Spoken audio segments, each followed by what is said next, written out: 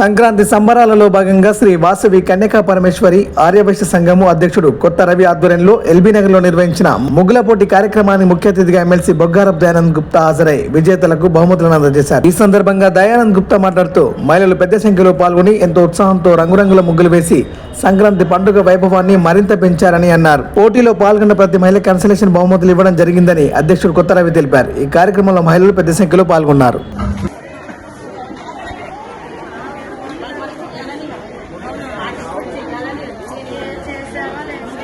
రాసుకోవాలండి please, ఎందుకంటే మా వాళ్ళు అటు తిరుగుతున్నారు, సడన్ గా నెంబర్ మిస్ అవుతే కన్ఫ్యూజ్ అవుతారు.